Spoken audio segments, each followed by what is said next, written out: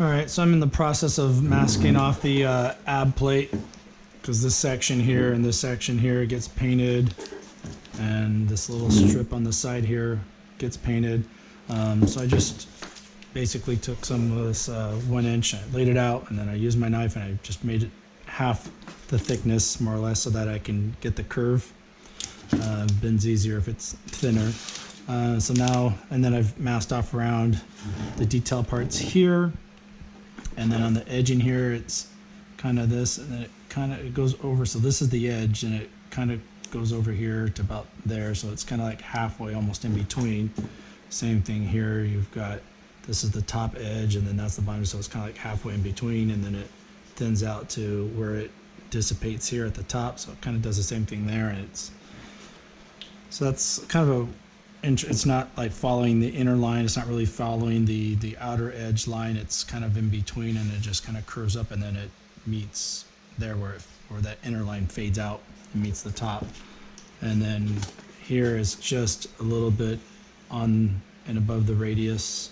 It doesn't go all the way through, it stops, but it does go all the way through down here.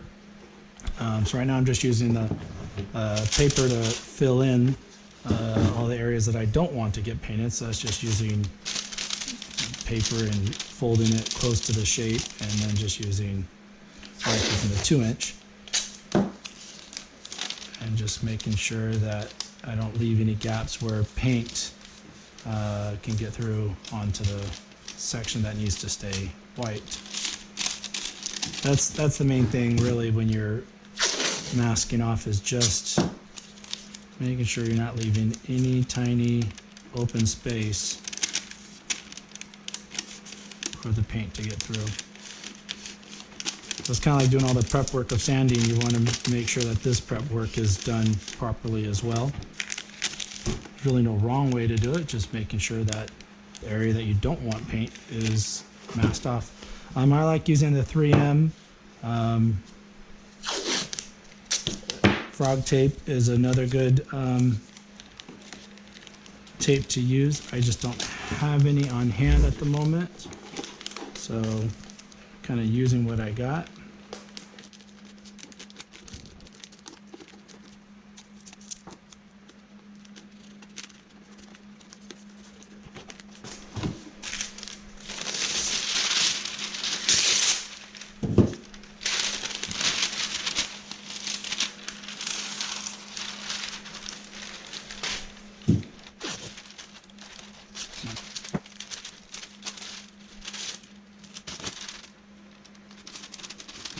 That little trick works sometimes, not all the time, but most of the time.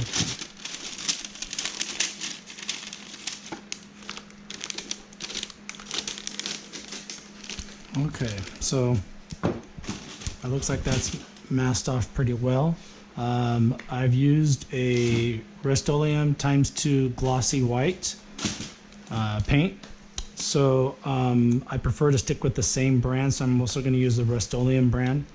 I know the original suits for Rogue One were all using the Montana Gold paint, but these were also a white injected set of armor, and so spraying the Montana Gold directly onto that I guess was not a problem, but since I needed this white glossy finish, like I said, I had to use, well, I preferred to use the Rust-Oleum Times 2. I know a lot of people might not like it, but I like the result that it gets. It gives me a nice bright white finish.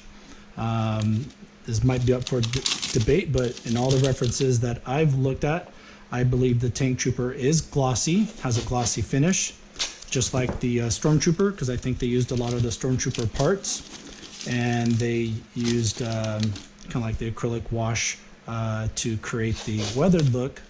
But in a lot of the shots, especially if you watch the behind the scenes, you will see in the helmets there is all the glossy reflection. And like I said, in all the references I've looked at, I see a nice gloss. So I chose to use Rust-Oleum Times 2 to get that gloss effect. You can see maybe my hand and so forth. You can see the back and the chest very glossy. So So like I said, I'm going to stick with that brand. This front section here actually has a little bit more of a gray tone, and this right here is much more of a black tone.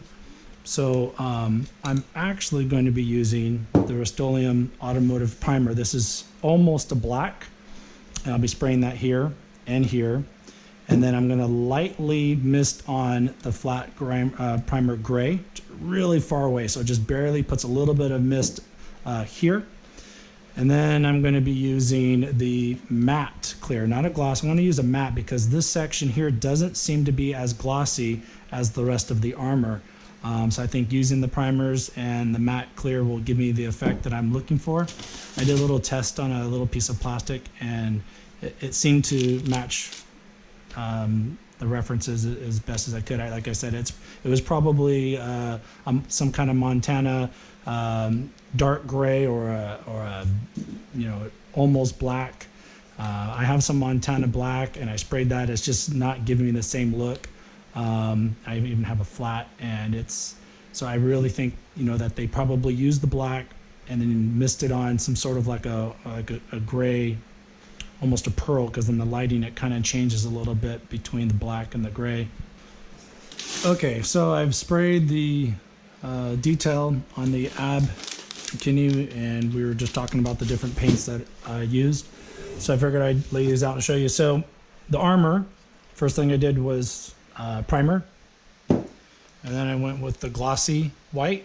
So all the armor for the Tanktrooper and the ACT driver glossy white, I chose Rust-Oleum. So that's why I'm sticking with the same brand to do the detail. As I was mentioning, this back strip is darker than the front strip. I use the automotive primer. It looks kind of gray and a very dark charcoal gray, and almost kind of rubbery like when you spray it. So it's kind of tricky to spray and get a nice smooth surface. And then I used the flat gray light primer. I just misted on far away. Try not to get any like spit splatter type effect, just a real nice even mist of the gray just in this section. And then I did a matte clear, not a glossy clear, over this section. You can see when I did that, it really brought this out to make it look black, because when I sprayed it, it first looked like this, and then lightening it up and spraying it, it kind of darkened this and kind of created this almost metallic type look in the front. I like to peel the tape off while the paint is still just slightly wet. That way it'll cut through the paint better than peeling off paint. So it's just kind of like I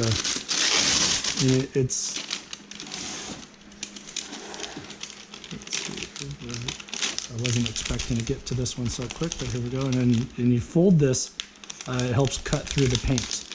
So by folding the tape, it's creating that sharp edge. So that's another trick when you're undoing your masking tape.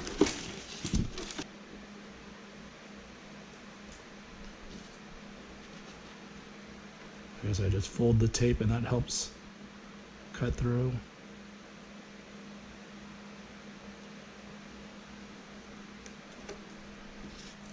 A little scary when you start to get into the front area where it's going to be most visible.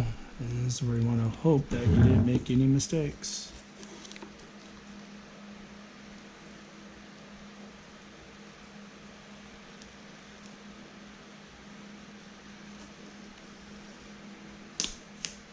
You can see now how it almost looks black. You probably wouldn't even tell that I missed it on the gray there.